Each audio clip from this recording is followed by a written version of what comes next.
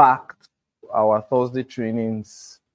I'm excited, like always, to be here today. I hope we are live and we are connecting properly.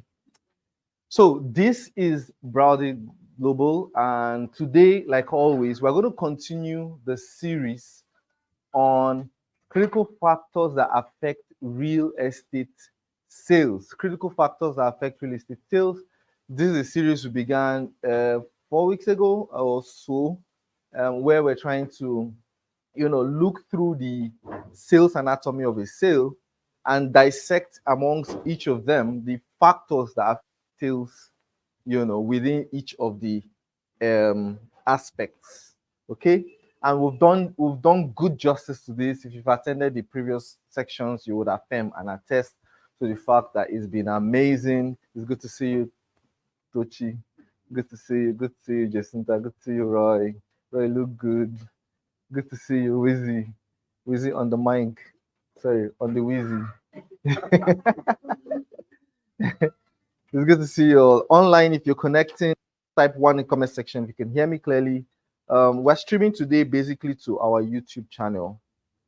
Basically, if you can hear me clearly, please type 1 in the comment section. If you can see my screen, see me properly, type 2 in the comment section. Let's know that we are live. So it's in our custom to take our affirmations. We're going to do that today, though slightly changed. We're going to do a different type of affirmation today, but yeah, we're going to do that today. I'm trying to see the online views. I don't know why I can't access it yet. Okay, yeah, we're live, right? Beautiful. Beautiful, beautiful, beautiful. Picture looks good. Idara, good to have you online. That's Joy, right? Joy, it's good to see you. It's been a long time. Choma, it's good to see you. Jacinta, obviously, good to see you. Yeah, so we're going to have a great time. I can assure you that. Please, put away all distractions and be as attentive as possible so we can flow. Okay, so before we go into our affirmations, I would like you to just know a bit about Browdy. So this is Browdy Global Limited. We are a real estate marketing and development company based headquartered here in Enugu. All right, we cover the southeast, but for now, Enugu. We also have a realtors group called Browdy Realtors, where we provide support, trainings, kind of like a platform for realtors to grow and build, right? To start, grow, and build their real estate business. We provide you with support and everything you need, both in terms of genuine properties, inspection vehicles, trainings, office space, and everything you need literally to grow. And we also, by extension, run Realtor School. So www.realtors.school, www.realtors.school, where we help individuals that are looking to, build their real estate business from anywhere in the world. You want to sell in Nigeria, we give you access to a 4 weeks training where we take you by the hands and walk you through how to start, build, and grow a successful real estate business. At the end of the day, we give a certificate as well as coaching and mentorship, right? The first set just graduated a few weeks ago, and proud trainer moment when a few of them start closing their sales. In fact, one closed a 4 million naira deal 2 weeks ago. First time hearing about real estate, first time doing real estate, and boom, 4M in the bag. So it's amazing. It's something very good too. So the next badge is coming up soon. More information on that later.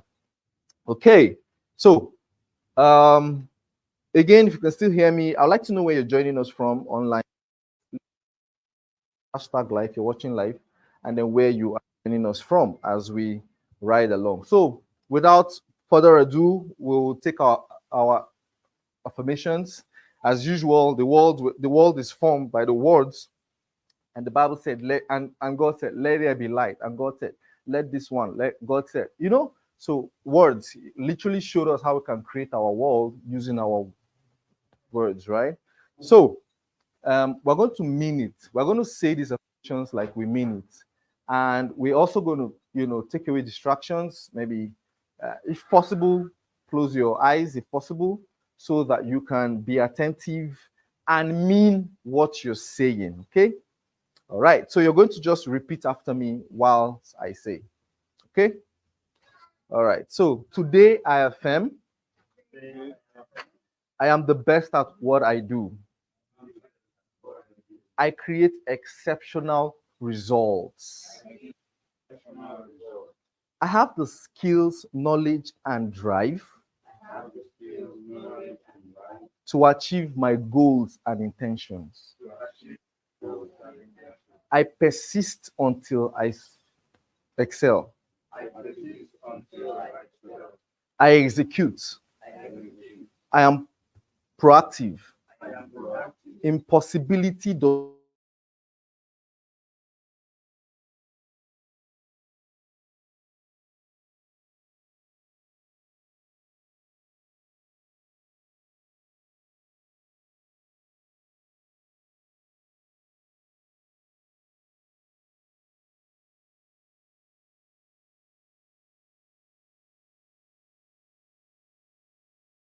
strive for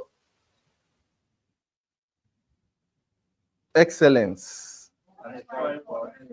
I am surrounded by smart, capable, and supportive individuals. Today is an opportunity to learn. Today is an opportunity to grow and become a better version of myself. I am grateful for my business, friends, and family. I'm grateful for my colleagues and new experiences. Yes, I can do great things. It may not be easy, but it will be worth it. I give 100% to my goals. Big picture. I am Jeff Anozie. I am Jeff Anozie. Nothing is too big for my mind. Nothing dies in my hands. Again, I am Jeff Anozie. Nothing is too big for my mind. And nothing. Appreciate yourself, please. So this last part from one of my big organs, Jamie Pajol, doing great things. So he says things like, nothing is too big for his mind. And you can see him literally bring down big projects. And you'll be like, how? I mean, this is someone that took 27 Imo State youths to Rwanda last year, all expense paid. I mean, this is at the heat of when the dollar was dancing up and down. Do you get? Moved everybody to Rwanda. Very good experience and back. Of course, I paid for the trip as well, so I know what I saw, right? Yes. So again, appreciate yourselves. Amazing. It's good to have you all here. Okay, so we're just going to dive right into today's section. As again, I'm super excited to be sharing with you today. Last week I wasn't around, didn't handle the class. How many of you were here? Did you enjoy the class? I wasn't here, but I joined online, and I think it was amazing. Please appreciate that. I'm even thinking I should be staying away more often so that I can be blessed as well. You know, even I say it's more blessed to give. It's more blessed to give than to receive. So in this room today, I'll be the most blessed person. Amen. Please adjust your chair like this, so she can relax. Please shift the other one that way. You can have some space. Yeah. Welcome again, everybody. It's good to see you, Eze Moses. Good to see you. Choma, it's good to see you. Sorry, Ogi, it's good to see you. All right, online, it's good to see you all. Last week we had the Q&A section, and the idea was it did time. It's good to see you online. The idea was to Q&A. You know, we have a series. We've been running the series critical factors that affect your real estate deal for the last weeks or more, 5 weeks or so. And part one, we had the part two. We had the, how many of us have attended any part aside from my guys here? Someone's attending one part now. Who else? None of you. Okay. You need to go to our YouTube channel and watch the yeah, it's been a very series, and as much as I'm tempted to pull the thing down because I mean that's too good to be free. But yeah, I mean, again, it's more blessed to give than to receive. Amen. All right. So we had a very nice Q&A section, and I feel those that attended must have gotten a lot of their questions asked. They did a job at trying to answer those. We are literally using the sales anatomy, something I like to call the sales anatomy, which basically represents the flow of sales. What is the full circle of? How many of you did biology in school? What is the full circle of a butterfly? Life cycle of a life cycle. I know to go good school like that. Yeah, what's that process? Who remembers? Eggs, larva, what? Something, caterpillar, pupa. Ah, you too go school. Hey, my God. Yeah. I've forgotten all those. It's not the money my dad spent. Try. You know?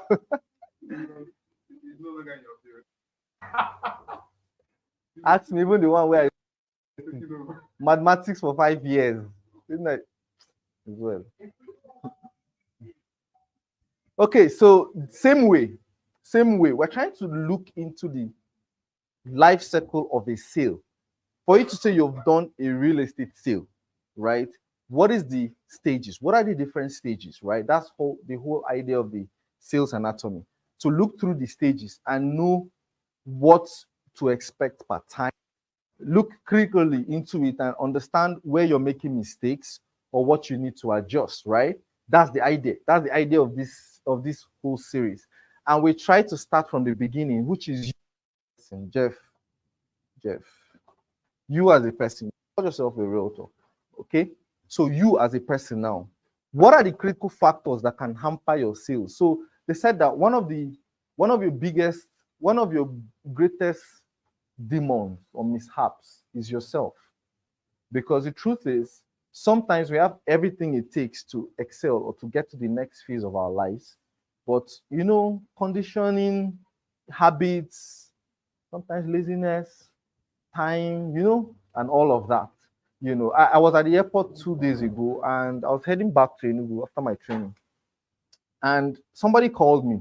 So while I was at the airport, I was trying to prepare for our training. We have an upcoming training on the 24th.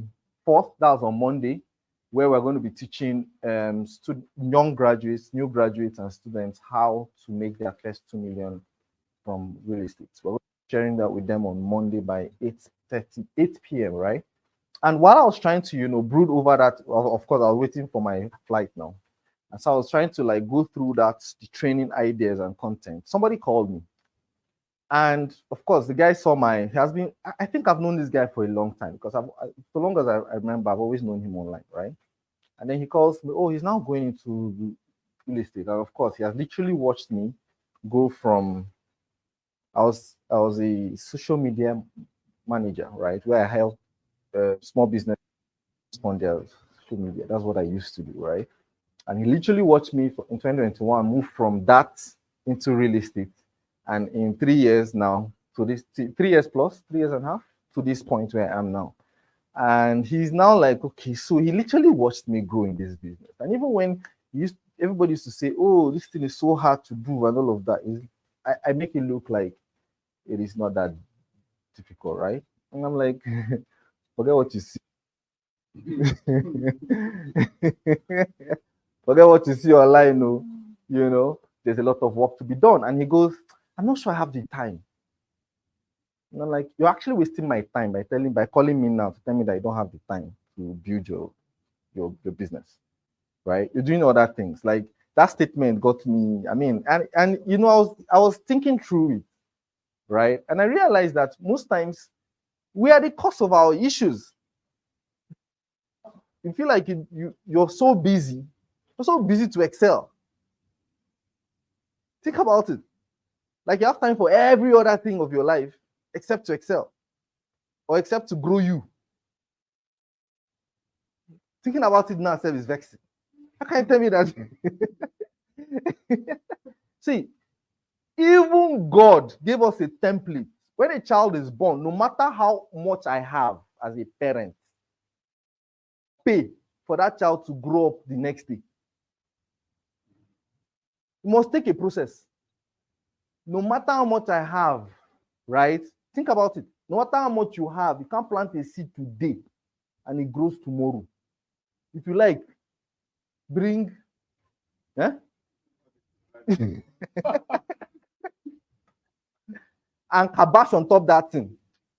And nothing will happen. And then telling God, what's that guy doing? He's praying for that seed to grow. Like, God, we'll go chop shawarma first. When in time, I go rest. Yeah, because there are principles in life. Life operates with principles. For everybody, there will be different strategy or different roadmaps. But the principle is the same. Okay? And that's what we try to look at you as a realtor. I feel like for most people, this is the reason they are not making sales. For most people, this is the reason they're not growing or achieving anything in their life. Because the truth is, how you do one thing is how you do everything. Okay? Your approach to one thing is the way you do everything. That's why I try to, put in a little bit of effort in everything I do, because I know it reflects. Life is a continuum. The way you do one thing is literally almost the way you do every other thing. The way you pay attention to one thing is literally also the way you pay attention to every other thing. If you take things casually or lack of urgency, a lot of people have lack of urgency in their lives, which is fine if your goal is small. But when you have a very big goal, or you're from like me, I'm building the background. I don't get background. You get like I'm the one now that is putting the block. Right? I'm digging the foundation. Some people already have a background, and so they just have to, build on it. And building is easier. The foundation is where the work is, right? So if you're like that, you can't be forming, everything is figured out, and be taking life so easy. So at that point, I feel like our habits, our behaviors, is what affects critical. There are critical factors that affect you at this point. So moving on, right? So after you as a person, what's the next thing? You then get a property, right? It's real estate. So you get a. So what are the critical factors that affect this? The property, whether a land or a house. And Jacinta dealt extensively with this in her other class. The video is on our YouTube channel. If you missed it, just go and watch it. After that, what is next? Announce. This is where you now carry megaphone and I say, pom pom, I have this property for sale, right? That's the next thing you do. I mean, you may not do it like that, 5 a.m. cry. I mean, what if realtors can do that? Like, thought just came to my head. Buy this our kind of megaphone. I go to some streets and I say, good morning. The Lord bless you all. I have a land for sale. What if you can do that? People have thought about this before. Real estate evangelism. Yes. Did they pour your water from upstairs? Right. So this is where you do your announcement. This is where you do your marketing. You go on Facebook. you go on Instagram, you print flyers, etc., etc. Right? That's the next phase.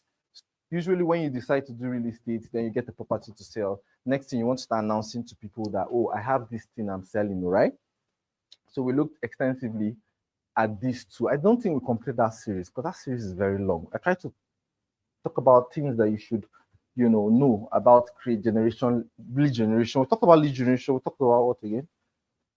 I mean, the video is online. Actually, I think it's still online, right? So you can go to YouTube and watch that. This was part 3.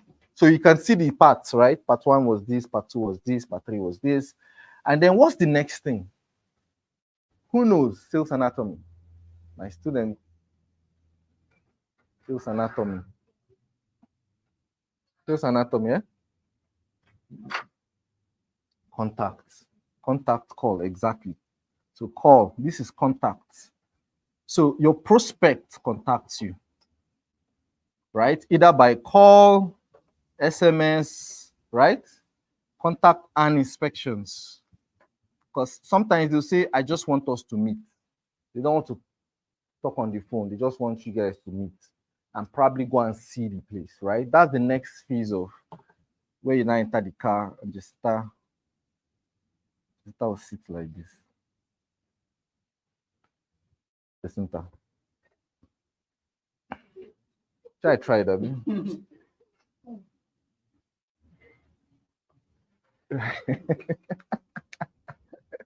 Right? I'm not. What are you saying? That the data is not fine here.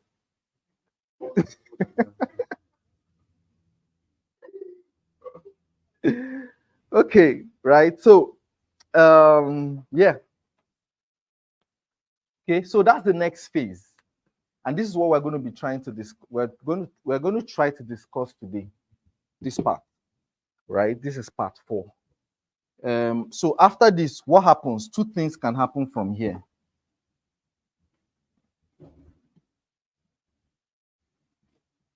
Abi? 2 things can happen after the inspection. Either they don't buy, or they Abi? So payment is made. After that is what? So payment after inspection is payment, Abi? After payment is what? Documentation. And after that is what? Physical allocation. Allocation. Thank you. After that is what? Thank you. Who knows? Realtors, who know? After allocation is what? Possession. So you must know this as a realtor. This is where the sales cycle is complete. Okay? Before the sales cycle is not complete, many people, this is where their own is to end. One commission enter, Ogola. Yadiba. Right? For most people, it ends here. Most people it ends there. But for you to know realtor, for you to actually know your own union, and let me tell you something. You can't call yourself a winner if you've not won multiple times. I'll say it again. You can't call yourself a winner. You can't call yourself a warrior if you fought only once and won. It could be a fluke. They'll call you a warrior when what? You do multiple times. That's what I call some people defending champions. Abi? You have to do multiple times, right? Then is in doing it multiple times that you develop the muscle of doing it. When you close multiple sales, it becomes a walk in the park. You can predict, let me not say walk in the park, but you can predictably say that I can sell at least a plot of land, for instance, every month. And I know that it's alien to a lot of people. I remember when I began real estate, the next year, okay, the first year, of course, I became best realtor for Horizontal then. I used to, so at that point, I think after that year, the next year, I'm not a very, I try not to, I don't know, I'm not that way, like showing results. I barely do it. But after that year, the next year, I was having a conversation with one of my big organs then, and then he told me that, Jeff, this year, man, you don't close like 5 plots of land. This was towards the end of the year. 5 or 3 plots of land at the time. And in my mind, you mean monthly or in the full year of 12 months? And he goes, this year now, at least, I mean, thing enter small, you know? And at the time, I had done at least 2 plots every month for the year. At least. And for me, it wasn't even really, I mean, when I say 2 plots, I mean, it wasn't very expensive plots. You know, I was doing, what do you call it, land banking plots, yeah. And so for me,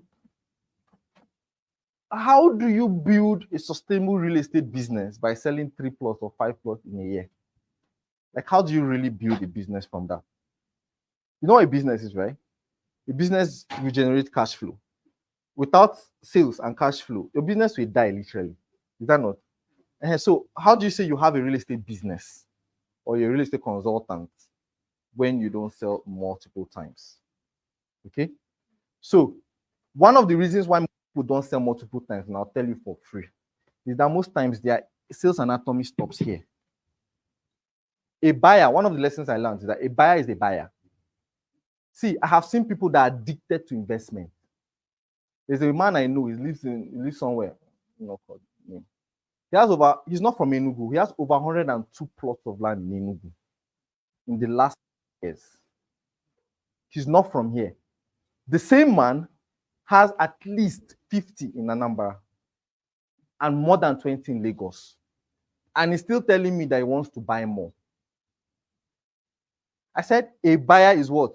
A buyer. Investment becomes a habit after a period of time. But you miss out on it. Why? Because not you people now. Out on it. Lecture for another day, right? That's a lecture for another day. That is a lecture for another day. I don't know when, but another day. Right, for today, we're just going to dwell here. That almost 30 minutes into the time. Are we enjoying the class? Am I being too hard? Am I being too fast? It's good to see you. I've seen you before, right? You've come here before, yeah. How about you? Before. Welcome. Welcome. Online, if you're flowing, please let me know. Type 1 in the comment section. Let me know that you're flowing, you're going with me. Oh, Idara is in Uyo. That no wonder. It's long we saw you. It's good to see you all online. Okay, so we're just going to talk about this briefly today. I don't think we'll stay so long in talking about that. If you have questions as we go, kindly ask. Again, the previous section of this series are all, thank you. They are all online on our YouTube channel. Not all of them, but most of them are there. So you can always go there and watch it. Okay. What are the factors that affect? We're talking about critical factors that affect your real estate sale, right? And for today, based on the sales anatomy, we're on contact, call, and SMS, right? And inspections. When you have declared yourself a realtor, you have found land to sell or house to sell. You have made announcements. You went on Facebook, you went on radio, you went on TV, you know, hosted a show, used megaphone, and you told everybody that you have this property to sell. By the law of averages, which we talked about the last time, I talked about something about 1,110. Who remembers? Leads, yeah, in generating leads. This is called the law of averages, right? So by doing this constantly over a period of time, you start getting calls. This is a given. It's guaranteed. That's why when a few people meet me and tell me things like, please, that easy one. And tell me things like, okay. And tell me things like, oh, Jeff, I'm not getting leads. Nobody's calling me. The first question I ask you is that what is your lead generation strategy? Like, what are you doing to get leads? And then they tell me that, oh, I posted on my YouTube, I posted on my Facebook. I said, let me see. And I'll go there and I'll see like 3 videos. 3. After like 2 weeks, 3 videos. Or I'll see like 10 videos after like 2 months. And every day you're going to the videos to go and check if somebody's watching or somebody likes. At that point, I know that you don't understand what lead generation is, especially online. You have to do it constantly over a period of time. If you do it constantly over a period of time, the period X, I don't know. I studied maths in school, so we found X tire. Find X. X plus Y equals 20. Find X. I find X for 5 years. You know they see X. X is what you call it.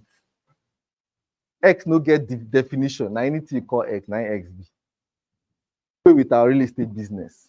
See, no get time.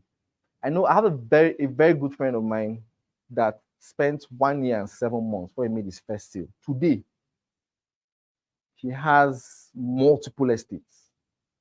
He went from a realtor, normal realtor, in 3 years or so, or 4 years, and he has multiple estates now. Because when that first sale came, it was somebody that he was marketing for 7 months. This guy, in the first year, every morning he enters a keke, he shares flyer. Every morning. Imagine doing this for 1 year. Nobody tell you how far. But you persisted. Me, I didn't share flyer keke. In fact, I don't know how to do offline marketing. All this talking to people, I have no idea how to do it. I'm praying to God that someone will come and teach me free of charge. Right? But of course, the end point is lead generation. Okay. And so point I'm trying to make is that the when it's in your business, Paul plants, Apollo's waters. Who brings the increase? That one is not in your. There's a God factor in our business. So in fact, in any business, but the God factor will not work when there's nothing to bring increase from. There's no seed in the ground. You're not watering it. How do you expect increase to happen? This is me talking to you. Talk to yourself in your soul. Online too. You know? So usually when you do this constant, guaranteed calls will start coming in. Now, what do you do when calls come in? One of the first things you need to build as a realtor, even before you start getting called, is your communication skills. Understand how to talk. How do you talk to strangers? A lot of us, we grew up learning not to talk to strangers, and that's okay. But you can't allow, like this perspire to perspire people say, don't allow your back. You got it. Don't allow your background to keep your back on the. And then the rhyme finish, and she's like this.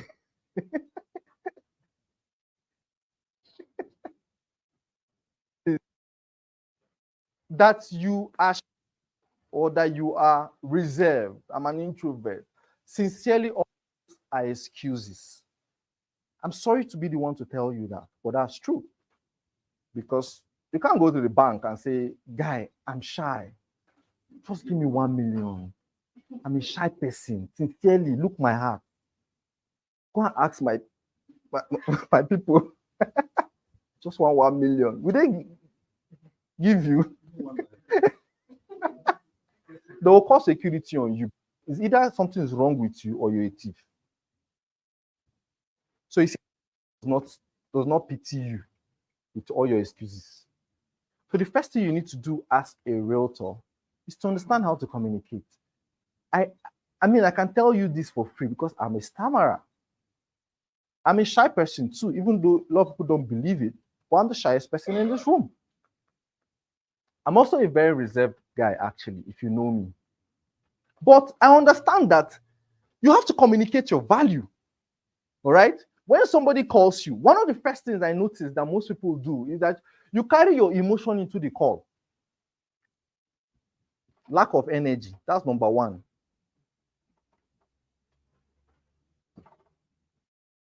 Somebody calls you. Hello? Hello? Oh, yeah.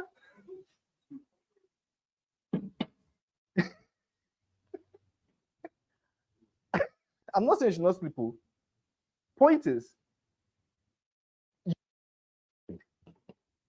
with your megaphone, Abi, you watered. You've been putting out posts. You've been doing your thing sincerely with all your heart, right? Then the increase is coming, but you're not ready for it. Like the story they say, a village was praying for rain. They have had famine. What's it called? Famine. Why don't I wanted to ask a very ridiculous question? Sorry, I won't ask again. They had famine for a long time, and they all prayed and kabashed for almost 2 weeks. And God, assured them. I don't know if it's a fiction. I think it's a fiction story, right? Assured them that by Thursday, 12 noon, rain will fall. They should all go to the market square and wait for the rain. And they were heading to the market square, and it was only one small boy that brought an umbrella. What does that tell you? The only one that even believed it. That's how a lot of us in real estate are. Yes, you hear motivational talk. You hear me, Jeff, come to tell you every Thursday that, don't worry. Me, I started like this and I grew like this.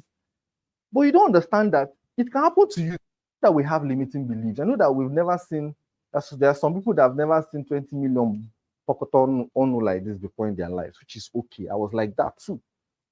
However, as you're doing these things, there's a part called faith. And it shows in your preparation. You can't tell me you have faith and believe in this business when you're not even preparing for it. You're not putting yourself in the position where when the thing comes, you have the capacity to handle it. Some of you, it will knock you off and you will not even know you've just lost something. It's called unconscious loss. And that's also in communication, in preparation. Have you heard a customer care person talk before? When they call them, irrespective of how they feel, hello, good morning, I'm Jeff Anozie. Who am I speaking with? Right? You do that. I used to fight with a few of my team members then. When they call somebody, you call a stranger for the first time and you're saying, hello, sir. Okay, so we are going to the, don't know you. Start asking, who are you? These are things you must learn. You must learn phone ethics. You must learn how to communicate. It's been very important, especially if you're expecting a sale. You can't tell me you're expecting a sale and you don't even know how to talk on the phone. You don't know how to manage your emotions, which is the next thing. Next thing is phone ethics. Phone ethics. So lack of energy means also, there is also where you manage your emotions. See, no matter how you feel, the person on the other phone should not feel the way you feel. Energy is transferred. No matter how bad your day has been, that's a fact. I wrote recently on my Facebook that the problem is not the problem. The problem is your reaction to the problem. And that's a fact. If you learn this on time, it will affect the way you do things. See, no matter how you feel, no matter whatever happens to you in your day, right? That has happened. How you now react to it is the problem. So some people bring their energy into a sale or hamper a sale because of their energy. So you don't feel good. You woke up on the left side of the bed, whatever that means, right? And then a prospect now calls you after doing all this work. You've done site inspection on tire. You've announced your stuff tire, and a prospect calls you, but you're not even ready for the call. I remember the first month I started this real estate seriously. January 2021, I took it very seriously. One of the first things I did for all the land or properties I had was I had script bullet points of all the sales talking points of the estate. Location, I had the written out. I don't want to take chances. I may forget. This is something I'm not used to. I had it written out. I had a diary then. I carried it around all the time. It's still in my house. And so once I see a call that is a strange number, first of all, some people that use iPhone, you put your phone on, strange number cannot reach you. Is it Angel that will come and pat you on your back and say, I'm a buyer? How will a strange number not reach you? And that thing I learned in the journey, nobody taught me this, was that some people calling you from abroad, they use private numbers. They use phone booths. Before now, I tell myself that if I say private number, I know the answer. But when I started learning this, some deals have closed. The thing are private number. The client will now ask you, are you seeing a number there? You say no. You now say, okay, I'll send you my WhatsApp number. You've experienced that, right? A couple of you must have experienced it. This is me now telling you to prepare. Okay? That's supposed to be under phonetics. I'm going ahead of myself. Let me just finish with this first. Are we flowing? We're flowing, right? Energy. Sales is energy. Let me emphasize this. Selling is energy. If I come here now and I tell you stuff like, guys, in order to make sale, you need to you need to push hard. You need to push yourself. Am I communicating anything? My words and my action is different. You'll be wondering, if I'm talking like that, you'll be wondering, is this guy even sure of what he's saying? That's how a lot of people ask themselves if this person is sure of what they are saying. Why? Because of the energy you bring to that call. This is very important. If you've not eaten, you've eaten, you've not brushed your mouth or anything, please talk well. Bring energy to the call. Sale is energy. Energy communicates confidence. You can talk rubbish. I can be telling you rubbish now, but I'm confidently telling you, you will believe me. That's what sales is. I mean, I'm not saying she can be talking rubbish. So please bring energy to it. One of the first things I used to do then, that time when I started, of course, now I've gotten used to it, so I do it very well. If I'm lying down, I get a call and I anticipate is a prospect, right? This is the word I just used. I anticipate is a prospect. I stand up and I begin to smile. The guy is on the phone, they see me, but I'll smile. Hello, sir. I'll smile and take the call. He says, I'm smiling. I love you smiling too. Do you know why? Energy is contagious. So even him on the other side, people should be paying me for this thing I'm teaching people. this psychology of sales, actually. Him on the other side too will feel your energy. And that's why some prospects will tell you something like, I just like you. I like the way you talk. I like your spirit. Did you see my spirit? Do you have a spiritometer? It's just energy. Happens on chat too. The way you communicate with someone, and all you used to use you and why. See, that chat tells a lot about you. This person is not even a serious person. Right? So, energy. Energy is very important. Clear, right? Let's move on. If you have questions, you can ask me at the end. Phonetics. I'll start with this one that I like to say. Buzzwords I like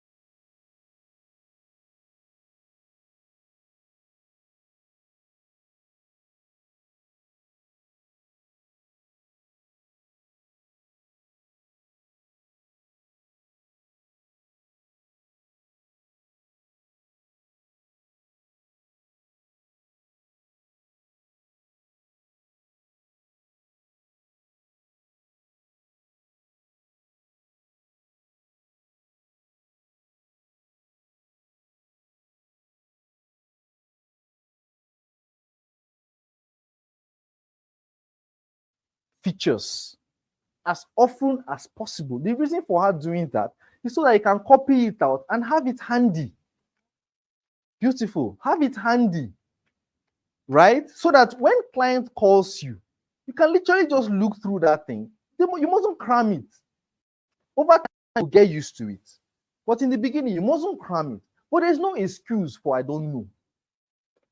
And it's not every time you can call Jacinta or myself or anybody to respond to you.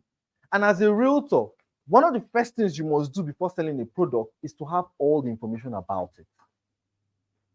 Realtors do that a lot. You send a picture. For instance, somebody posted one video like that, and the client has been asking me for a property within that area. I reached out to him. This video, how far? This place, how far? And he goes, let me ask. I don't even know. I just tired. How do you advertise things you don't know? Many realtors do that. And the truth is, it shows in the way you talk. Client just know that this person don't know, maybe. And that's why they will not tell you sometimes, please connect me with your Oga. How do they know you have an Oga? Because the knowledge is very limited and you act like you don't even care to know. How do you, that means, so for me, it shows that you don't even have faith in making that sale. You're just doing it so that let it be like I'm a realtor. Huh? So product knowledge is very important. During our WhatsApp group, I think Jacinta does a good job in breaking that thing down daily on a very regular, and even tell you landmarks, tell you how to even sell it, everything. This is product knowledge. You should know it. You should have it at your fingertips. When client prospect calls you, you should be able to look at maybe your phone or a book or something and look at the things. What's the title document? What are the landmarks around the place? So if it asks you something like, what is the prospect within this place? He's asking you for the landmarks. What are the things around here that will show that this place can appreciate over a period of time? Okay, that's what they're asking you for actually. All right. So another thing is location knowledge. This is different from product knowledge. This is why inspections are very important. We'll talk about this when we talk about inspections. This is why inspections are very important. Understanding a location. So this is why people that used to sell properties will tell you that I'm all over Nigeria. Meanwhile, you've not visited like half of the states in Nigeria. In fact, you've not even gone to more than 10 of all the 100 properties you want to sell.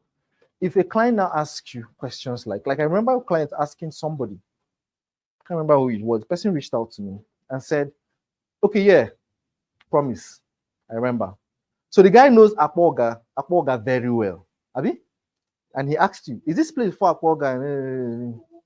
Yes, now Uwu. So he knows Akwa. He knows that after Ekobunagu is Akwa before. Do you get? You see, so location knowledge is important. Client knows that you're not selling something that is in Lambu. You're not selling something that you don't know. Please, who is that? You're not selling something that you don't know. Because how do you sell something to, for instance, you're selling a shoe, for instance, and you tell this client that this shoe's quality is good. And he asks you, have you seen it? Say, no, I've not seen it, but I know it's good. Will you believe you? Will he believe you? How do you say you've not seen something that is, and you can assure me? The same thing with location. Beyond knowing the products, understanding how the location is very important. That's why if you were here for our last allocation, general inspection, I literally drew a map of that environment for you. The reason that went to evolve last week, Wednesday last week. And so I took my time that day before we left. That's why it's good to attend this. That's why we spend money and time to avail these things to you guys as realtors. Because I know that when I was starting, I wanted to say when I was growing up, they didn't give me this access. We literally have to jump keke and bike and look for properties. Because I cannot sell what I don't know. This is why I have so much confidence in my sales. I will know it. By the time I describe it to you, you feel like I developed the place. Now me create the place. Why? Because I understand this is part of sales. When a client calls you, sometimes He just wants to rely on your confidence of the place to make a decision. He doesn't need to see the place. It's the way you, as a person, describe the place and bisect the thing. You just be like, EGI, where's the account? This has happened to me several times. And clients be like, it's because of the way you talk about this place, I'm buying this place. I say, oh no. And I can talk about it because I don't reach the ground. I know the place very well. Do you understand? Location is important. So in location, you also look around the direction of development within the place, the landmarks, the things that are coming up. You understand those things, and then you can use it in your sales. All right? Are we okay? We're good? Okay, so knowledge. We're okay with this, Abi? Do you have any questions? The fourth, not the last, but I'll end it here. Yeah, yes. Phil. Thank you very much for this. You said that you receive calls from people abroad. Yeah. You from your YouTube that is get to know you, or how do you? Generally online, yes, YouTube. So I've made sales from Gigi. You know, yes, Gigi.ng. I've made sales from here. I've made sales from Gigi. I've made sales from Facebook. I've made sales from Instagram, TikTok too. I've not made the sale, but someone reached out to me from TikTok. I'm too mature for TikTok. Yeah, Deba. Generally, online traffic, but the place I receive traffic from most is my YouTube. Because for the first 1 year, that was all I did. YouTube finish. First 1 year of my business. Yes, I did. You can't sell land or cars without running ads. Our business is money. I saw a video last night. I shared it on my wall. This guy was talking about Facebook ads. I had to share because I've had a lot of questions around that. Jeff, I just want to run ads. Like I remember one guy that reached out to Obama recently. I'm like, I want to pay for Realtor School, but I don't want all these things people are doing. I don't want to do it. I just want to run ads and make my sales. How long do you think I'll make your sale? I said, oh God, don't pay. Do you think we're running even in the Boski self? Is it gamble, kalo? Sales is not kalo. It's not 6 to appear. It's a lie. You have to build yourself. And for me, I believe in doing it well so that it's lasting, not one-off. I'm not impressed when you make just one sale. Sincerely, I'm not impressed. Yes, I'm happy that at least you made the effort. But you begin to impress me when it becomes consistent. It tells me one thing, that you are building capacity as a person. You cannot make sales consistently if you don't build capacity as a person. And once you can build capacity as a person, you will be shocked the way things happen to you. The Bible said that for he that has, more is given. Do you know what they have there is? It's capacity. Because how do I know? He gave one according to what? The different abilities, which talks about what? Capacity. So the first lesson there is that God will not give you beyond your capacity. And it's on you to build your capacity, period. It's not God that will build it for you. What now happened? The one he gave 5, what did he do? Multiplied it to 10. The one he gave 2, what did he do? To 2, to 4. But the one he gave 1, what did he do? Buried it. So you see that God literally knows their capacity. Now, for the one that buried it, what did he do? He took the one he has. He never say, "Chai, sorry, oh yeah, you guys should contribute. Come and give him." Is that what he did? What did he do? Collected from him and gave to who? The 5. If you understand these things, you stop being lazy and build yourself. If you like, pray from today to tomorrow according to your capacity. I hope you learned this. Number, where are we now? 4. The last one I'm going to talk about is insincerity. Is this the spelling? I went to 9th class. Insincerity. When you lie, exaggerate. Please tell clients where it is. This is why you need to have knowledge so that you don't have to lie. So what I do is when I'm talking to a client and he asks me, that place is far, B? I'll say, yes, it is. However, here are the signs of development within this place. So if I believe that a place will develop, say, in 2 years or 3 years, I'll tell the client it's 5 years. Yeah, you buy, you don't buy, you don't buy. I don't like to sell to clients that are gamblers. They'll put you under pressure. It's clients that say, oh, I want to put this money now. By 2 years' time, that place will develop, I'll build. You're a gambler, Oga. That's not how it works. It's not even in your hands to develop a place. Yes, your job as a realtor is to see direction of development. You know what? There's no time frame. No, there's none.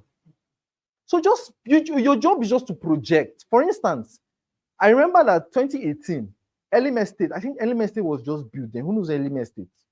Obeke. You'll be shocked too. Some people don't know it. Some people don't go special. Right? Obeke was just Elim Estate that time. So then in my Bagua, one of my church members then used to live there. I didn't have a car then. So usually we'll jump on. Okay, I think we just got a car. We haven't even gotten a car then. So one of those days, I think after Wednesday service, I'll be 2018, I think. I can't remember the exact year. That's 2017, 2018. One of those Wednesday service after church, I joined one guy that was going towards my area, but that guy now pleaded with him to go and drop him there. And then we got to Nike Lake. Started going bush. Then you now see the estate on the right. After the estate again, bush. So I was asking the guy that, do you live here? He said yes. I said, wow. It did not take long. I think 1 year later, he moved out of there and came to town because I think he too didn't have a car at the time. So it was difficult for him and his family. Fast forward 2021. When I joined real estate full. I remember one of our first inspections was Obeke. Obeke is after Ibagua.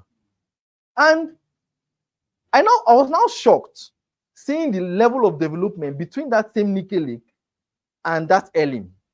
And by this time now, that Elim estate was sold out. In fact, rent there was very high. Became so high. And then after the Elim estate, down to the Igwe's Palace that time, was a lot of development. And I was shocked. Because, up until that time, I didn't really know how real estate works. My own is just like many of your clients. That place now bush, simple. So when I am taking clients to Elite, for instance, or I'm talking about Elite Court, our estate at Ugogo, I use this example. And I said, see how development came. And if you've done real estate for the last 2-3 years, you will see that there's a massive development between Obeke and Ugogo. So many factors. So this is how you talk as a realtor. Oh, sir, based on what has happened, this is this. So my prediction is that in the next 3-4 years, this whole place will develop. And by then, you can now say, oh, the appreciation value of this will be X, Y, Z. You see that I am talking based on an experience or based on something I studied or based on I studied the environment. I can't tell you that, no, sir, pay now.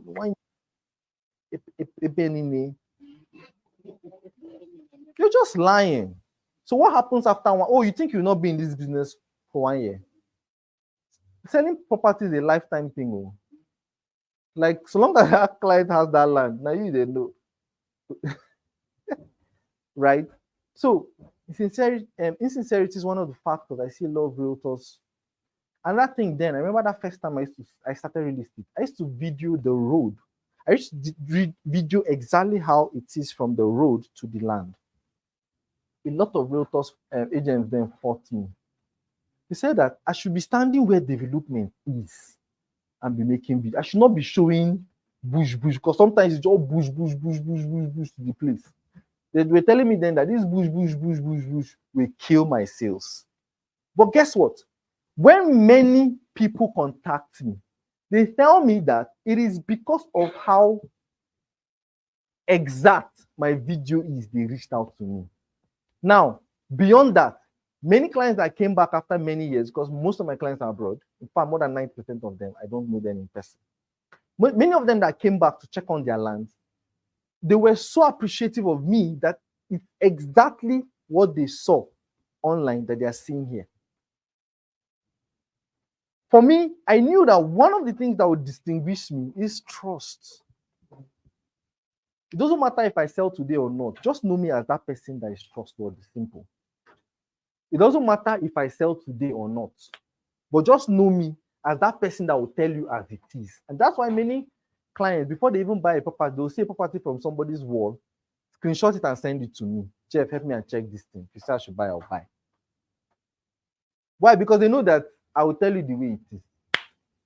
No sugar coating, no trying to hype anything. See, I've at the point of my life that, see, as a buyer, you want to buy, you will buy. You don't want to buy, you will not buy. And of course, I'll explain to you. That's why it's good to know the types of buyers, investors, homeowners, cash protectors, diasporans, and understand what they want. And that's why the selling is in the questions you ask. For instance, what do you need the place for? You don't rush to make sales. Ask, find out. What do you need the place for? Oh, I want to build like in 2 years' time. Okay, sir, no, this one is not good for you. It is bushy. I'm not sure in 2 years. I told you that yesterday. Same thing. That's the way I do. What do you need the place for? Oh, in 2 years' time, you can't build here. Rather, come and see this one. And I understand that clients want you to manufacture 5 million naira land in government house. Carry the lion. Come and carry 5 million. Carry the lion. Build on it. You get? So it's your duty. It's your duty to educate the client. And in a sincere way. They will buy from you. That's the truth. All right. So we'll end this one here. Do you have any questions around this? Do you have any questions around this? While we talk about inspection. So we're talking about factors that real estate sales. We've talked about a few factors, and now we are talking about inspection. So we're at contact versus inspection, right? Yeah. When they contact you, what do you do? What are the things? What are the factors that can hamper your sale? Your communication factor, energy. We talked about energy, right? Talked about what else? Insincerity. What else? Knowledge. Yeah? Knowledge. Phone, that's communication. Not really phonetics. Please don't form. Just talk with gust and enthusiasm. Increase your voice tone a bit. They call it modulation. Pitch. Increase your pitch. Promise we know now. You're a singer, music man, right? So next, we're talking about inspections now. Inspection is a critical part of sale. When it comes to real estate, I usually encourage that in due diligence, there are three parts of due diligence. There's the title, there's the seller, and there's the property itself. This property is where inspections come in. 3 sections of due diligence. When I'm encouraging a client to do due diligence, I make sure we do these 3 of it. We do diligence on the person that is selling, whether it's a company, an individual, a community, or a family, right? We do due diligence, and we talked about these things in details in the Realtor School. There's a full episode where we talked about due diligence. What are the things you look out for? What are the things you do? How do you do this? If this happens, what do you do? And all of that. Talk about it in the Realtor School. So for those that want to sign up for Realtor School.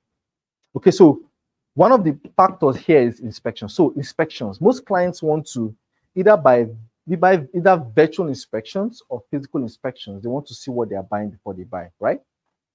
Right? Good. So when they call you, the next thing they do sometimes to book inspection. When the client is not around, he sends his relative. Now, inspection with relative is a different topic on its own. I think I dealt with that in Realtors, but we'll touch on that. Let me just say here, relatives, aesthetics. If we finish on time, let's talk about. All right. Let's talk about inspections when you have.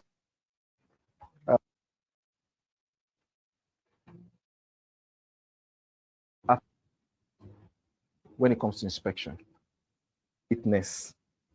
This is one of the factors that is many. Remember, to one of my clients that bought a property. She's in the UK. When she came back, she was lodged in a hotel like that. And then she called me that she wants to go and see the place. I said, okay, fine. We agreed on a time, 10 a.m. By 9:40, I was at the hotel. So I waited in my car till like 9:45. Then I entered the lobby. And I saw her there. And I said, wow, Jeff, I'm not behaving like a Nigerian. That she actually expected I'll come late. Anything beyond 15 minutes to 10 is late. If I'm there by 15 minutes to 10, she'll fight as late. Yeah. Though, I mean, that's British way. They do, their 10 o'clock means 15 to 10. Yeah,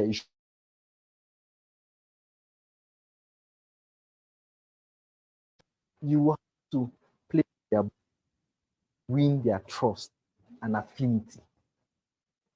Do you get? Scenario, 10 on the dot, you're there. If it's 10. Many realtors come late for their own inspections, and I don't understand why. You have inspection, you come late for your own inspection, and most times the client comes before you. Do you know what has just happened? He has just had a perception, this person is unserious. And if you know something about wealthy people or people that they call them high net worth individuals, please say after me. I'm a HNI. Say it and believe it too. I'm a HNI. What that means is that you can never call yourself the masses again. Let me never hear you say we the masses. Can't be a HNI and a masses at the same time. Okay? So HNI means worth individuals, right? High net worth individuals don't joke with their time. Time, your life is calibrated in time. That's a fact. Every day that passes, your life is, you're growing older. Abi? Every day that passes. So when somebody jokes with your time, they're literally joking with your life. Time is not money. Time is more important infinitesimally than money. Why? You can lose money and make it again, but you cannot lose time and make it again. Time has gone, it has gone. If you know me, I'm a person of time because I understand this. And I understand that disrespecting your time is about you. If you're a late person normally, it just shows me that you don't respect your time. And so you don't have value for the most important asset of your life. If you don't now have value for the most important aspect of your life, then what value again will you have for any other thing? It means that you treat everything. Again, I said it before. How you do one thing is how you do what? Everything. One thing that you should even take seriously, which is your time. You then play with it. And by coming late for your own action, as if I'm a client, I literally just know your kind of person. Whatever excuse you give me is just an excuse. It could be true, but it's just an excuse.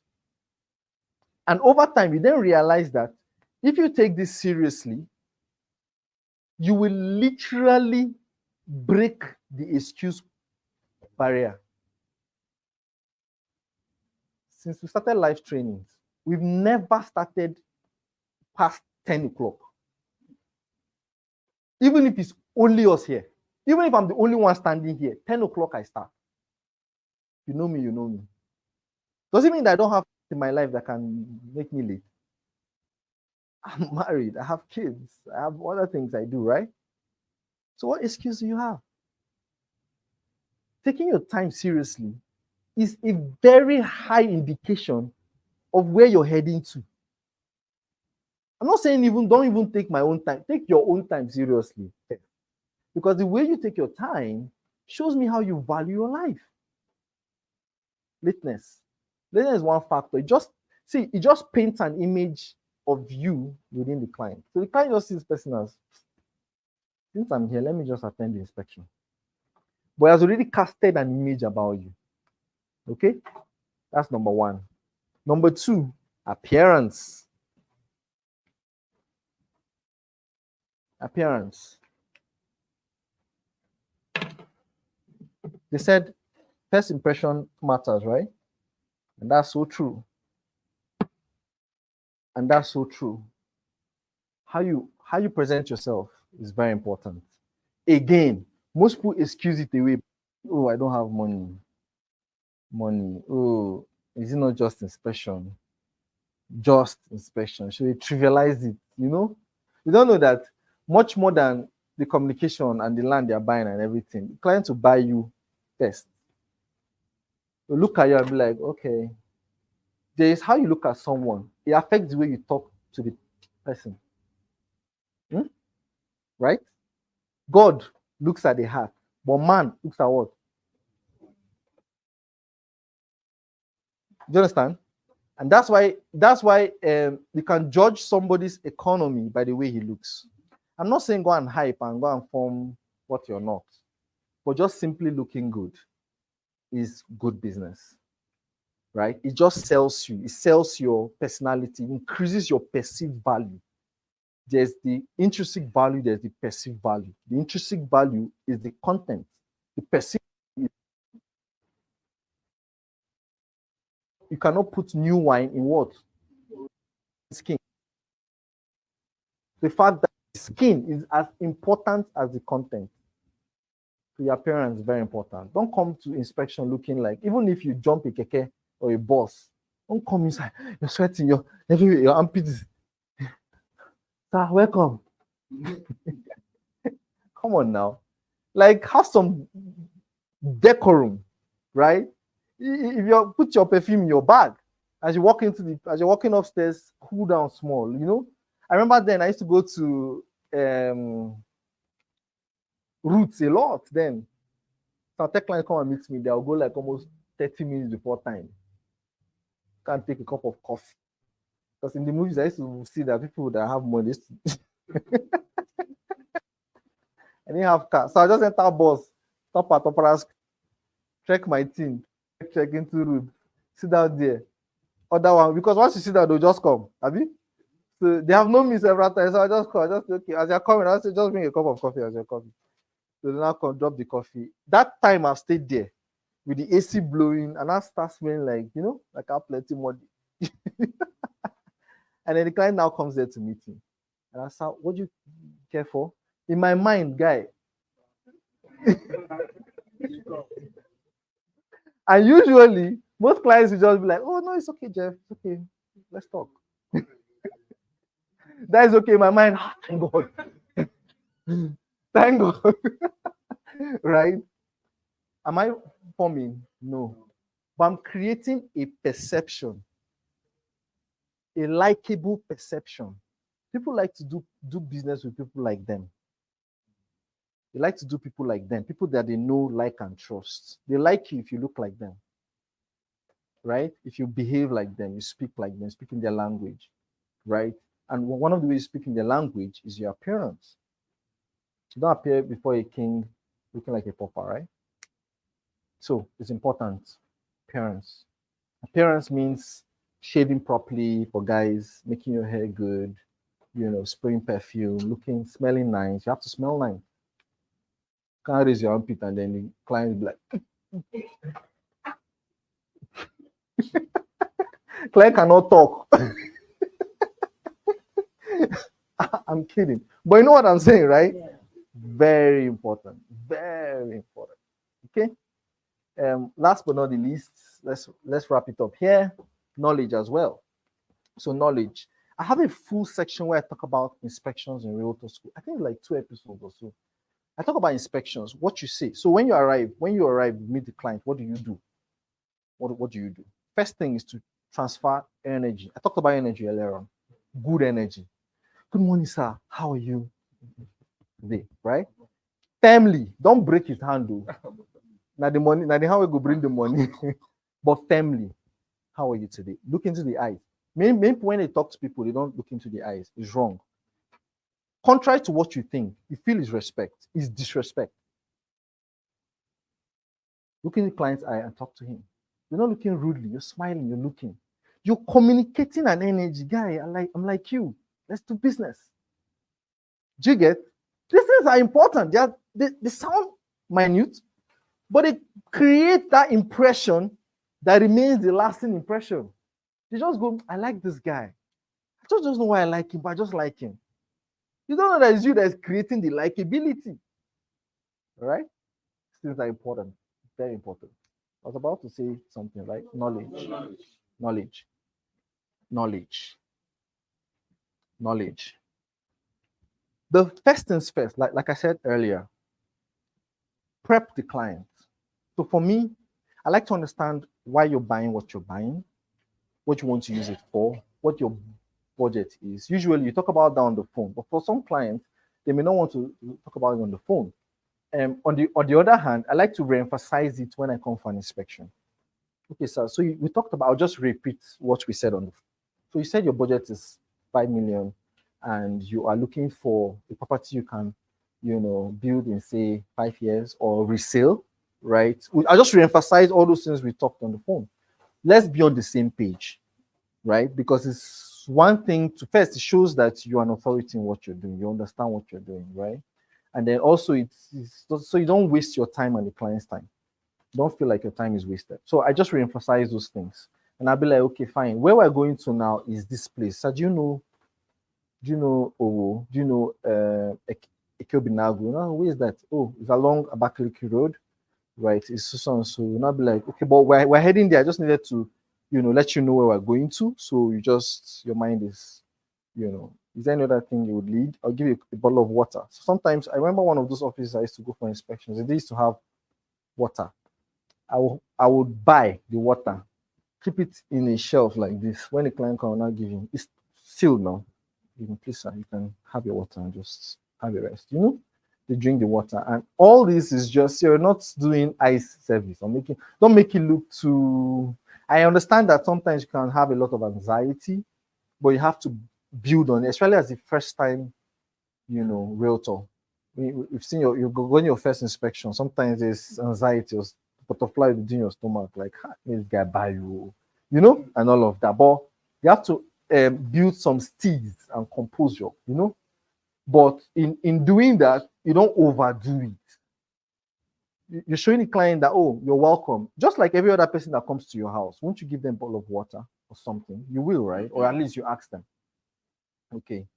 Then you talk about where you're going to. So usually on your way to the place. So as you're going, and I try to make the client as comfortable as possible. So like here, we provide vehicle inspection vehicles, right? We don't like to crowd the vehicle. So our client is comfortable. And if you've gone with us for inspections before, we try to bring as many vehicles as possible that accommodate everybody. Everybody's relaxed. It's important in the sale. If client is exhausted by the time you get there, let's say legs start coming crampy because he was sitting like this in the car, or his mind, his guy, let's be going back.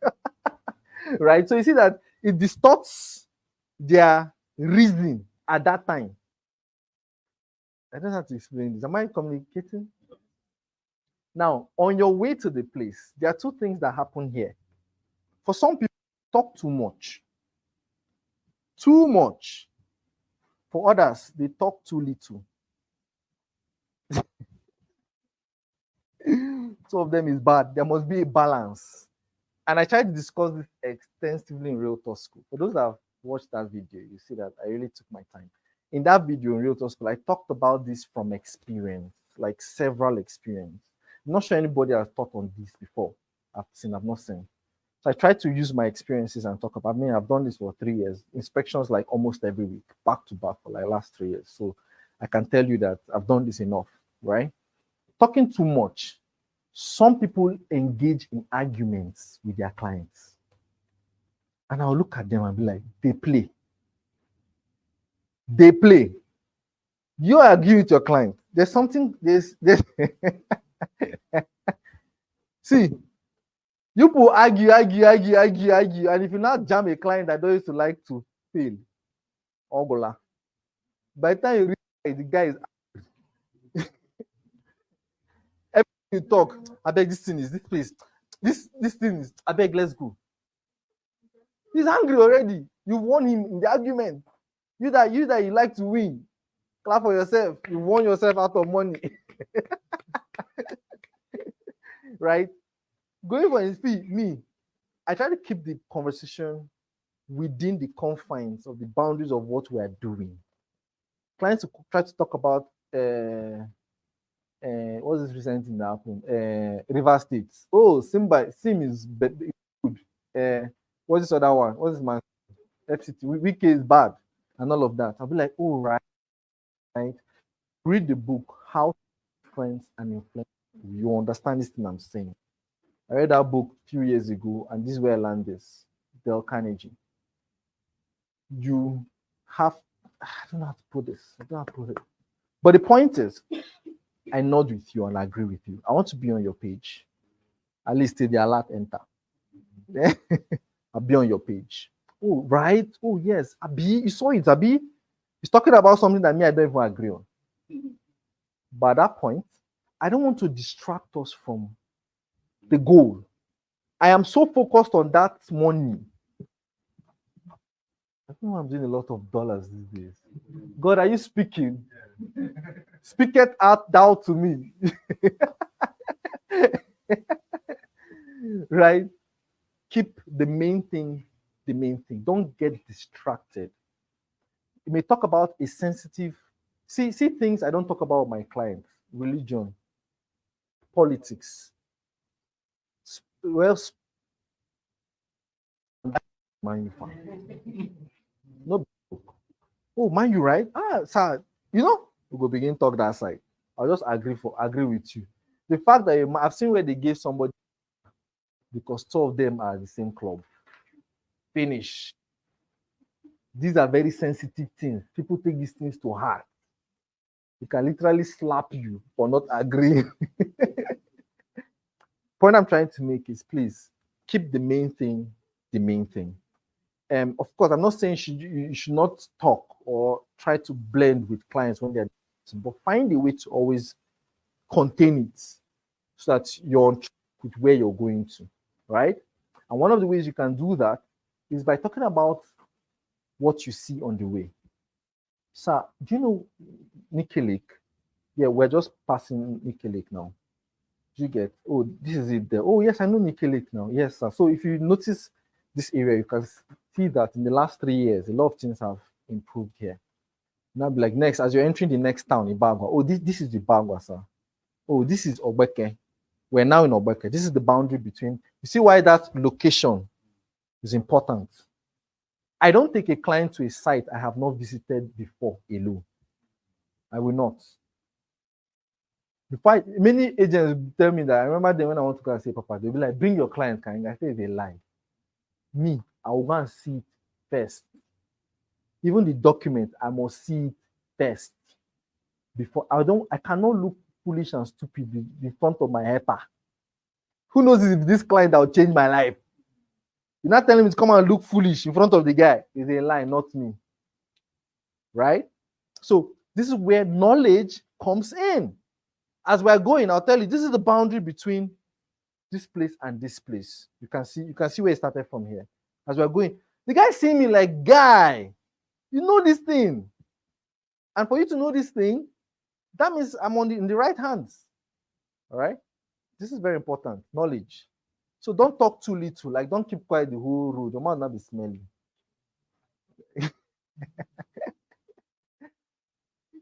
The point is, prime the sale. Sales does not happen when money has passed. Sales happen before the money. The money is just a end result, like byproduct of the sale. The sale is when, as you're going like that, you're priming the clients. You can see this development. You can see how this thing is going. You can see this building now. This is the government building this. They're building it for XYZ. You can see the bridge. You can see that thing. These are the things. So that even no matter how far the place is, the guy feels like he's being educated on the journey. Feels like an excursion. Feels like you are showing him play. Oh, this place exists. Yes, sir, this exists. They were built last year. It was this person that, all right? You're priming the client to the sale. Okay, so talking too much, arguing, going off point doesn't help your sale. Talking too little, not knowing what to say because you don't even have any idea of going to sell to start with, doesn't help your sale.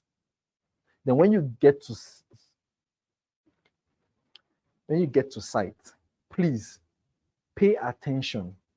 One of your duties as a realtor is to pay attention to the client. You ask the right questions and you feel the body language. You can't pay attention when you're pressing your phone, you're answering too many calls. Sometimes I put my phone on silent once we get to site. Because I know that I'm at a defining moment. You know what I'm talking about? You get to sites. I look at your body language. You're looking at the bush, and I'll be like, "Sir, remember I told you that on our way, see how development is coming. And this is what's happening here. You know, you're doing, you're looking for electricity. I say, yes, see the electric cables there. So me, it's kind of like I'm reading your mind, right? And I'm not lying. I'm not going to lie. I'm not going to exaggerate anything. But I'll just point out the obvious because what I see as a realtor is not what you see as an investor. You get? What I can see and from the information I have and all of that is different from what you are seeing on ground. This is deep learning, right? I hope we are picking up what I'm dropping. Okay, so pay attention. Ignore your phone for a while. If you need to make videos, please take permission from the client. If you need to take pictures, please always take permission from the client.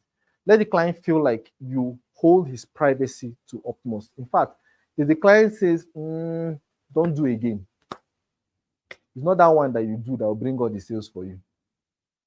Keeping the client's information private, because sometimes too, when some prospects see you display your client anyhow online, they feel like them too, if they come, this is how you're going to do to them too. They'll run away. Many people like, especially these high net worth individuals, they like privacy. They hold it to a high, right? Okay, so this is the much we're going to take today. Did I end the value? Okay, it is good. Let me talk briefly about that. There's a strategy.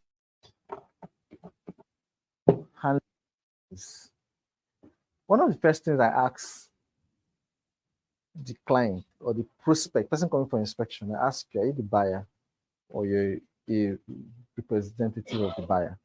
Sometimes the buyer, from experiences I have, sometimes the buyer will not contact you directly. They will send their relatives to contact you. Then it's the relative that is coming for the sale, for the inspection. The way I will handle the relative is a bit different from the way I will handle the buyer. A bit different from experience. The relatives, some of them, there are two categories of them.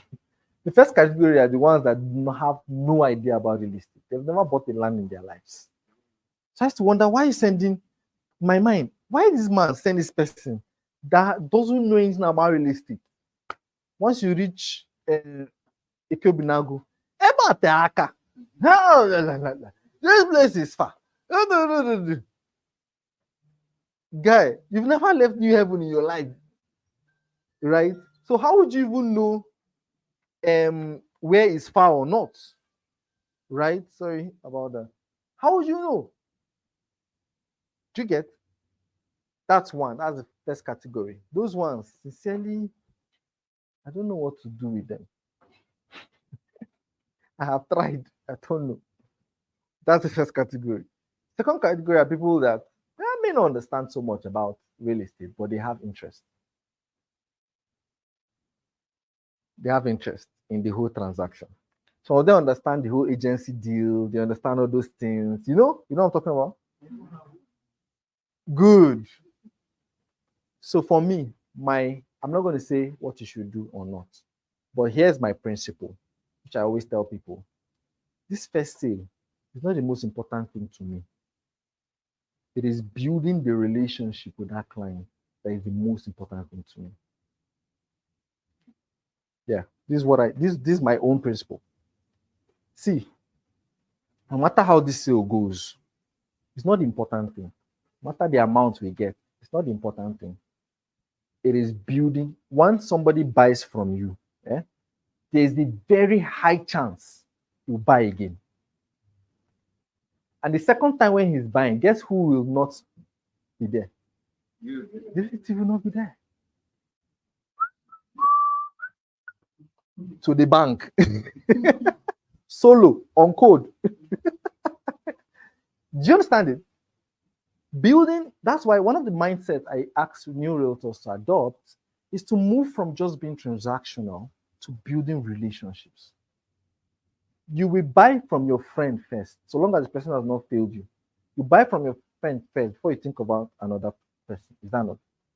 And because our business is a business of trust, very big, it's difficult for a client, a prospect that has never seen you before, to trust you. But that he made one sale through you, means that he's giving you a test, a chance. And once that one goes through, that's why I like to say that the sale does not end until he takes possession.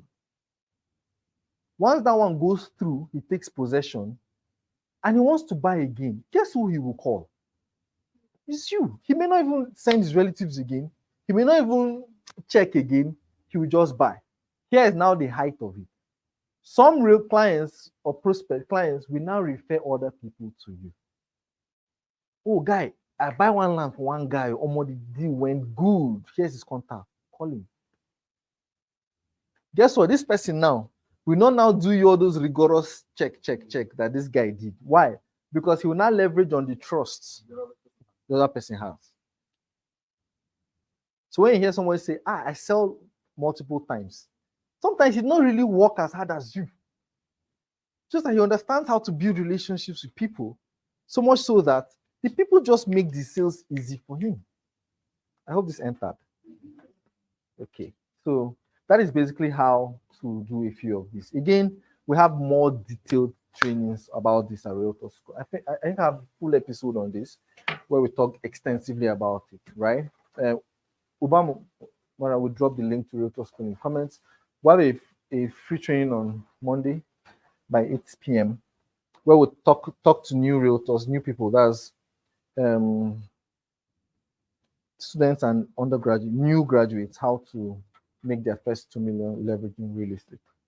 Okay, so if you have any questions, this is the time to ask. Otherwise, call it a day. So we've talked about we're talking about, just by way of recap, critical factors that affect your real estate sales. Is a series. We've done the first series when we talked about you as a person, how you as a person, you affect your own real estate sales. We talked about the property you are selling, whether a land or a house, and what not doing due diligence on that property, how it can affect your own sale, right? Then we talked about promotion. That's part 3, promotion.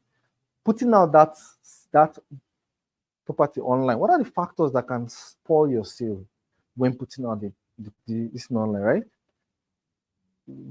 Were you there in the class? You were not in the class, have you? That last class. Yes, sir. You were not in class, have you? The replay, I think, is on our YouTube channel. Should be there, right? So just go to the YouTube channel. We're going to drop the link in the comment section and Obama Marathon. So you can just go there and watch it. There's a replay. That's on promotion. Then the 4th one is what now? Calls. That's what we're doing today. So after making the promotion and they contact you, either by call, SMS, and they have to go for inspection, what are the factors that affect your sale? in these things, which is what we've just discussed today, right? And I tried to do a good job at explaining it, right? So I appreciate me, Kwani.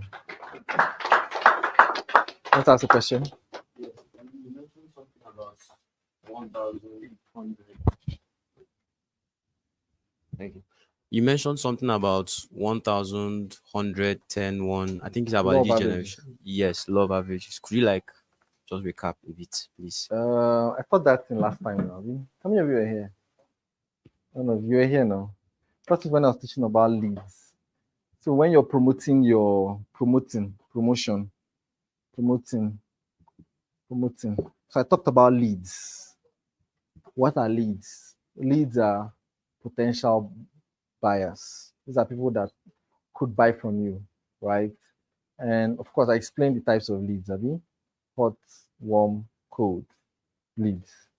Now, that law of averages, I try to say that for new realtors, this applies to new realtors mainly, especially those that don't have marketing skills.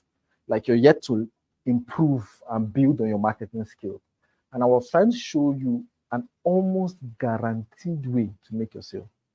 It's almost guaranteed. And I said that it's called the law of averages. For every one sale, that you are likely to make, right? I like to talk about this a lot so that realtors will know that they never start. Like you're in your mind, you're working, but you're not doing enough. For every one sale that you're likely to make, 10 people will show interest, Abi, or desire. Okay, yes. So 10 people will desire it. Desire. So these people that desire will come for inspections. Okay, I'm saying it from the result, from the reverse, yes. So 10 people will come for inspection. So they have shown that they desire it. Abi? Inside these 10, 100 people originally have shown interest. Now, this is not a factual stuff, it's just the law of averages. Okay? 100 people would have shown interest. And then on the average, you must have contacted 1,000 people that took action, any form of, not action, that you try to attract. So for every 1,000 people you try to attract, this is law of averages now. It's not a factual, a certainty. It's just a formula that can guide you. It's under probability. In the beginning, when you've no matter how bad you are in sales or marketing or real estate, whatever, and you apply this formula, there's a chance you make a sale in a predictable time. For every 1,000 people you attract within a period of time, 100 people will show interest in what you're doing. Okay? Inside that 100 people that show interest, 10 people will desire it. So beyond interest, hey, I like what you're doing, they will come to go and see the thing, inspection, right? And inside that 100 this 10 that will show desire, one take action. It's called the AIDA principle. AIDA, AIDA. Attract, interest, desire, action. So what does that tell you? That tells you that you're not reaching a lot of people enough. How can you possibly reach 1,000 people? Stay within a week. How can you reach 1,000 people within a week? Who knows? Who can answer? Social media. Social media is literally almost the only way you can reach this number of people within a week. If I show you the back end of my YouTube channel, I think I'll show it one day. You see that on the average, 100 people reach out, like watch one of my videos or click on one of my videos every day. At least 100. At least. In a week, you could see like 1,000, 1,005. At least get to hear the name Jeff. They may not be interested in what I'm doing. Understand that. But at least get to hear the name Jeff. You understand? In a week.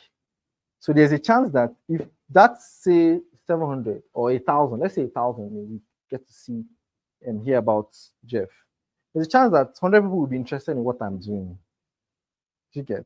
There's a chance. And inside that 100, 10 may desire it. They'll reach out to me, send their relatives, or come themselves to see me. And there's a chance I'll make a sale. So doing this consistently will help me make sales consistently.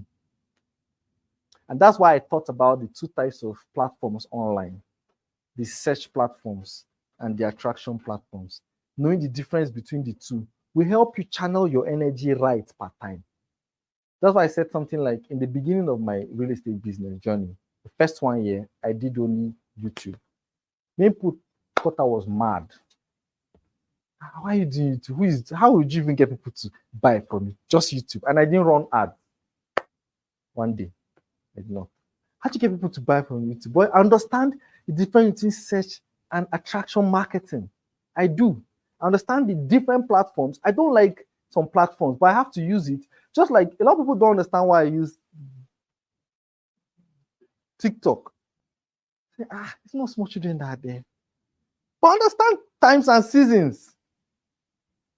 Yes, it's the fastest way to generate a followership now online. And you don't know who will come from where. Do you get it? I don't really stay there. I use it basically to edit my videos. Because it was the only I'm not a tech savvy person at all. So it was the only platform then that I can just upload a video, punch on one button, the thing will do it, put music, download it on your phone. Straight up. And now upload it on my WhatsApp status on. So that time I now realized that people were that of like minds. And I saw many realtors, many people following me there. Inbox from there. So Jeff, this one now, how much is it? I'll now send my WhatsApp because I'm stayed there. I'll send and I have to put my WhatsApp number somewhere so that just reach me on WhatsApp and all of that. Point is that it is not enough just to do things randomly. You have to understand why you're doing things, how you're doing it, and the expected results you get. Results are predictable, especially when you follow a trail. If you follow the road to Umuahia and say you're going to Asaba, will you get to Asaba? So many people work really hard following the road to Umuahia and wonder why they are not reaching. It's because you don't even understand what you're doing in the first place. So education is part of sales, right? I hope this makes sense, all right? I mean, we'll talk about more in more classes. And again, if you go to Realtor School, I dissected, in fact, there's an episode where I talked about the difference between attraction marketing and search marketing. In fact, I call it what's that word I called it the last time? Forgotten. But it's the search interruption quadrant. Search interruption quadrant. It's a full episode on YouTube. I dedicated my time to explain it on Realtor School. Okay, so with that, I mean, we'll wrap up. Any other question? You had a question?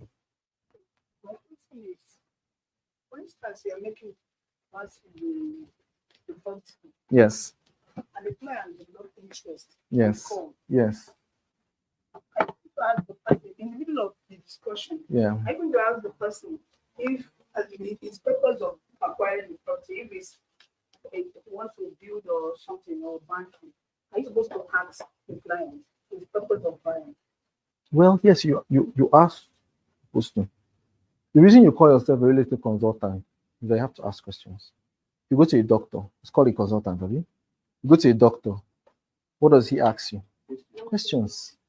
He asks you what is wrong. Doctors are not spirits. They cannot see inside you. Do you get? So they ask you questions, right? They say, okay, how is he doing? As you're talking, he's writing. Those they are writing that be like, who's a doctor? Medical person. Why do you write like that? They say they should not be able to write well. Okay, you're a medical person too. So you just be writing like this. You really don't understand what they are writing. So as you're talking, what would they be doing? They'll be writing. They'll ask you another question. Is here paining you? You say no.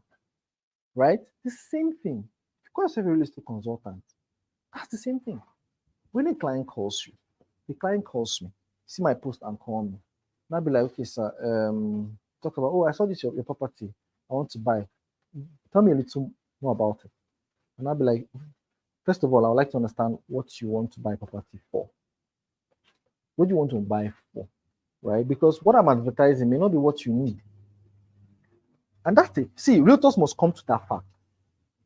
You must not sell to every client, and that is the truth. So, what do you need? What do you need it for? Oh, I'm just looking for where I can build. I want to build in 2 years or in 1 year. So I'm thinking here, from what you're saying, I think I can build here. And I'll be like, well, what's your budget? I like to ask for your budget. Some to tell you open budget. Bring it and come. Then I'll see if you. Now, this will now distinguish a pro and an amateur. For me, what I will do is I'll say, sir, okay, we have a property. I'll list it like 3 different price ranges.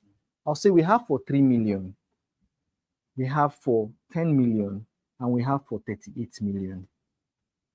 Different places with different title documents. And I say, 38 is too expensive, but you said you don't have a budget.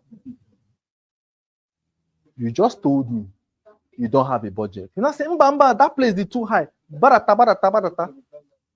Eh? No, now. Come on now. Come on. Wrong. No, you can't tell him that now. Come on now. No, I mean, it's just like a doctor. You tell the doctor that, my head is paining me. I have a headache. Say no. I said, but your head is paining me. Right? So now that he said 38 is too high, and I say, okay.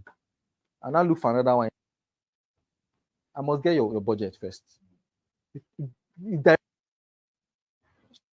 So clients don't really know what to do. They have 5 million. Don't know now. They left like 25 years ago. 5 million then can buy a property at Sunrise Estate. But it has changed. You get? So I then try to find out. You now tell me that, okay, let's say around, you will now say maybe between 6 to 8 million. Now I have a budget. First, you're not going to waste my time. So clients can waste your time. They'll make you run around, finish. You finish running around, gather everything and send to them. And I'll tell you that I'll get back to you. They can't tell you that, oh, sorry, this is not in my range. And that's because you said you not find out. You get? This comes with experience, though, and learning. So I then tell you this range, and I'll be like, okay, this is what I'm looking for. Then I'll explain to you. For somewhere like Enugu, you can't get a buy and build within this range in town. I'll give you places. If you go towards maybe around 9th Mile or around Okona, you can possibly get. But within town, I will not give you the price range. So around New Haven, you will get at this. Around Tinker's Corner. You see why I'm a consultant? Do you get it? Trying to appreciate you the more self. You'll not be like, okay, child, my money is not enough. Maybe I'll wait a little more. Or I'll buy small one first. Let me buy small one first. Maybe later, when I gather some more money. Now he has a perspective. He has a direction. When he's ready to buy, he will come back to you. But the most important thing you should take away from this is to be able to ask clients the right questions. Don't assume that clients know a lot. They don't know. Many of them don't know sincerely. And that's why they are calling you. If they know, they will just go and do it now. That's why they're calling you. So ask questions. What do you need it for?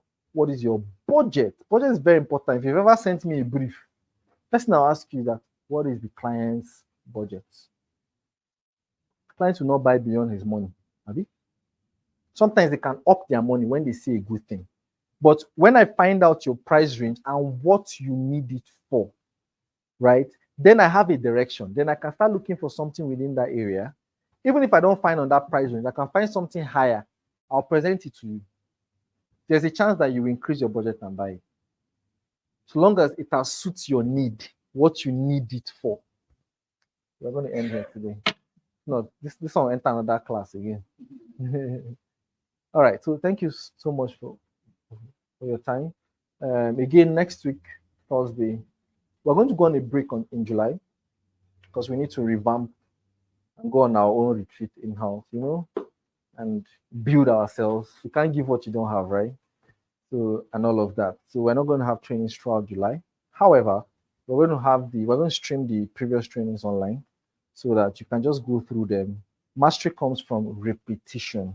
When you hear something over and over again, you get used to it, and then you can stay. I know that once you leave here now without action plans, how many of you have action plans? Not notes, action plans. So learn to write action plans as you go on, as you have trainings like this. Don't just take notes. Also have action plans, right? When you have action plans, it's easier for you to implement things as you go. Because cares of this life, Ijua. Cannot work out now. Everything we have just said now, just disappear, So please take action. Because it's only when you take action that you can actually make progress. Knowledge alone does not empower anybody. It is the action they take preceding the knowledge that empowers you. Thank you so much and enjoy a great day.